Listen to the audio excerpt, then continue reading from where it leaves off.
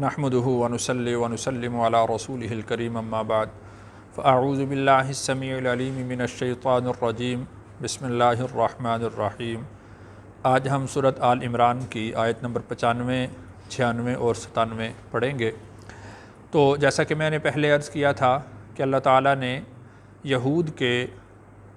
دو اشکالات کو یہاں پر ذکر کیا تھا اور ان کے جوابات دیے تھے۔ پہلا اشکال تو کھانے پینے کی چیزوں سے متعلق تھا، ان کی حلت اور حرمت سے متعلق تھا، اس کا جواب ہو گیا تھا۔ دوسرا اشکال یہود کا یہ تھا، یہود کہتے تھے کہ حضرت ابراہیم علیہ السلام کا اصلی وطن عراق ہے، اور حضرت ابراہیم علیہ السلام نے عراق سے ہجرت کی اور شام کی طرف چلے گئے، وہیں پر ساری عمر رہے، ان کی اولاد وہیں پر ہوئی، وہیں پر ان کی وفات ہوئی۔ تو مسلمان یہ کس طرح دعویٰ کرتے ہیں کہ حضرت ابراہیم علیہ السلام کے اصل پیروکار ہم ہیں، ان کی شریعت کے، ان کے دین کے اصل علم بردار ہم ہیں؟ ان کا دعویٰ یہ کیسے درست ہو سکتا ہے؟ اور پھر وہ یہ بھی کہتے تھے کہ سارے انبیاء علیہم السلام کا جو قبلہ ہے وہ بیت المقدس رہا ہے اور یہ مقدس جگہ ہے۔ تو پھر مسلمانوں کا دعویٰ کس طرح سے یہ درست ہے کہ بیت اللہ وہ حضرت ابراہیم علیہ السلام نے تعمیر کیا اور پھر بیت اللہ سب سے مقدس جگہ ہے؟ یہ کس طرح سے ہو سکتا ہے؟ تو اس کا جواب اللہ تعالیٰ نے ارشاد فرمایا کہ سب سے پہلا جو گھر ہے جو لوگوں کے لیے باعث برکت بنایا گیا، لوگوں کے لیے مقرر کیا گیا، جس کے حج کو، جس کی زیارت کو، جس کے طواف کو ثواب قرار دیا گیا ہے، وہ بیت اللہ ہے۔ اور بیت اللہ کی وجہ سے ہی اگر کسی مقدس مقام پر، کسی مقدس جگہ پر اس کی تقدیس آئی ہے، اس کی بزرگی آئی ہے، تو وہ بیت اللہ کی وجہ سے ہی آئی ہے۔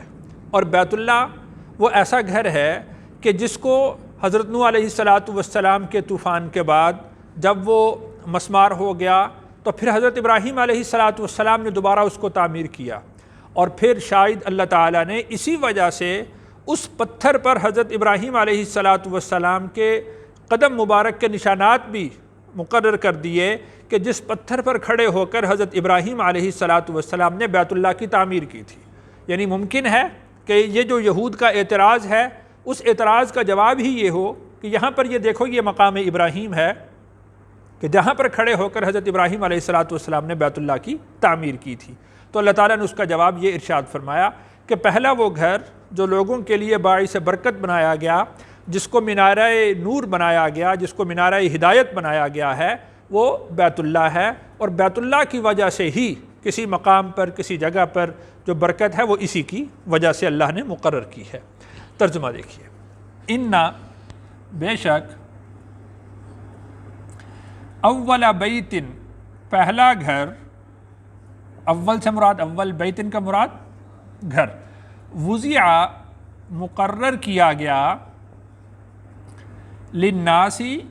لوگوں کے لیے، للذی وہی ہے، ببکہ مکہ میں، مبارکن برکت والا، وہدن اور ہدایت والا، للعالمین جہاں والوں کے لیے۔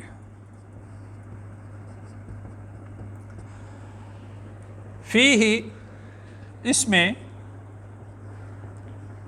آیات نشانیاں ہیں، بینات واضح، مقام ابراہیم جیسا کہ مقام ابراہیم، ومن دخلہ اور جو داخل ہوا اس میں، کان آمنا تو ہو گیا امن والا۔ تو یہ اس کا جواب اللہ نے ارشاد فرمایا کہ پہلا گھر وہ ہے جو مکہ میں ہے، یعنی بیت اللہ، اور وہ ایسا گھر ہے کہ جو برکتوں والا ہے، جس کی زیارت کو باعث برکت قرار دیا گیا، جس کے طواف کو باعث برکت قرار دیا گیا، اور سارے کے سارے لوگوں کو اس کی طرف متوجہ کر دیا گیا۔ اور دیکھیے کہ جو عالمگیر مذہب ہے وہ صرف اسلام ہے، اور پھر ساری دنیا کے اندر پھیلنے والا مذہب ہے، اور پوری دنیا سے لوگوں کا رخ اس کی طرف متعین کر دیا گیا، اس کو مرکز بنا دیا گیا، اس کو ہدایت کا نور بنا دیا، ہدایت کا مینارہ بنا دیا گیا کہ اب سب لوگ اسی کی طرف رجوع کریں گے، اسی کی طرف منہ کریں گے۔ اگر کوئی شخص ہدایت کو چاہتا ہے تو وہ اسی کی طرف رجوع کرے گا تو اس کو ہدایت ملے گی۔ تو فرمایا وَهُدًى لِّلْعَالَمِينَ، اور ہدایت والا بنا دیا گیا جہاں والوں کے لیے۔ فِيهِ آیاتٌ بَيِّنَاتٌ، اس میں بے شمار نشانیاں ہیں۔ جو لوگ بیت اللہ کا طواف کر چکے ہیں، حج کر چکے ہیں، تو وہ اس کی نشانیوں سے بخوبی واقف ہیں، اس کے معجزات سے، اس کے برکتوں سے بخوبی واقف ہیں کہ وہاں پر کیسے کیسے اللہ تعالیٰ کی طرف سے جو ہے وہ اللہ کی قدرت کی نشانیوں کے ظہور ہوتے ہیں، کس طرح سے ہر شخص کے لیے اس کے احوال کے مطابق الگ الگ ہر ایک کے لیے اس کی نشانیوں کے ظہور ہوتے ہیں۔ مقام ابراہیم، اور اسی میں سے ایک نشانی مقام ابراہیم کی بھی ہے۔ دیکھیے کہ باقی نشانیاں وہ آتی رہتی ہیں، مٹتی رہتی ہیں، لیکن حضرت ابراہیم علیہ السلام نے جس جگہ پر کھڑے ہو کر بیت اللہ کی تعمیر کی تھی، اللہ تعالیٰ نے ان کے نشانات قدم کو وہاں پر نصب کر دیا، اور یہ ایک نشانی کے طور پر اللہ تعالیٰ نے رکھ دیا کہ اس کی تعمیر، جو تعمیر ثانی ہے، جو حضرت نوح علیہ السلام کے بعد دوبارہ کی، ان کے طوفان کے بعد دوبارہ کی گئی، وہ حضرت ابراہیم علیہ السلام نے کی۔ آپ حضرات دیکھیں کہ پہلے پارے کے اندر اللہ تعالیٰ نے یہی بات ذکر فرمائی ہے کہ جو پہلے سے اس کے ایرے موجود تھے انہی پر حضرت ابراہیم علیہ السلام نے بیت اللہ کو اٹھایا ہے، یعنی نئے سرے سے تعمیر نہیں کی، جو پہلے سے اس کے ایرے موجود تھے انہی ایروں پر ہی دوبارہ بیت اللہ کو اٹھایا گیا تھا۔ وَمَن دَخَلَهُ كَانَ آمِنًا، اس کی نشانیوں میں سے ایک نشانی یہ بھی ہے کہ جو اس میں داخل ہو جائے گا وہ امن والا ہوگا۔ اب دیکھیے کہ اگر بالفرض یہاں تک کہ اگر کوئی شخص قاتل ہو، کسی نے قتل کیا ہو اور وہ بیت اللہ میں داخل ہو جائے تو بیت اللہ میں اس سے بدلہ نہیں لیا جا سکتا جب تک کہ وہ بیت اللہ سے باہر نہیں نکلے گا، تو وہاں پر تو اس قدر امن ہے۔ آپ حضرات دیکھتے ہیں کہ وہاں پر شکار کرنا منع ہے، وہاں پر جو ہے وہ گھاس کاٹنا منع ہے، کسی طرح سے بھی کسی کو تکلیف دینا جائز نہیں ہے، کسی جانور کو مارنا وہاں پر جائز نہیں۔ تو وہاں پر انسان تو انسان، وہاں پر جانوروں کو امن ہے، وہاں پر پرندوں کو امن ہے، وہاں پر حتیٰ کہ کیڑے مکوڑوں کو بھی وہاں پر امن دیا گیا ہے۔ وَمَن دَخَلَهُ كَانَ آمِنًا، جو اس میں داخل ہوگا وہ اس کے لیے امن ہو جائے گا۔ وَلِلَّهِ، اور اللہ کے لیے ہے، علی الناس، لوگوں پر، حج البیت، بیت اللہ کا حج، من استطاع، جو استطاعت رکھتا ہو، الیہ، اس کی طرف، سبیلا، راہ کی۔ اب دیکھیے کہ اہل ایمان سب سے زیادہ محبت کس سے کرتے؟ اللہ سے۔ اللہ تعالیٰ نے ارشاد فرمایا والذین آمنوا اشد حبا للہ، کہ اہل ایمان سب سے زیادہ محبت اللہ سے کرتے ہیں، اور اللہ نے اپنے گھر کو، یعنی حج مقرر کر دیا گیا کہ جو شخص اللہ سے محبت کا دعوے دار ہے وہ اس کے گھر کی زیارت کرے، اس کے گھر کا طواف کرے۔ تو وَلِلَّهِ عَلَى النَّاسِ حِجُّ الْبَيْتِ، یہ لوگوں پر اللہ کا حق ہے کہ وہ اللہ کے گھر کی زیارت کے لیے وہاں پر وہ جائیں۔ ہاں اگر کوئی شخص باوجود استطاعت کے وہ زیارت کے لیے نہیں جاتا تو پھر اللہ کو بھی اس کی کوئی پرواہ نہیں، اللہ کے رسول کو بھی اس کی کوئی پرواہ نہیں، وہ چاہے جتنے بھی دعوے کرتا رہے تو بھرے وہ اللہ کی طرف سے یہودی ہو کر مرے یا نصرانی ہو کر مرے، جو اللہ کے مبغوض اور ضالین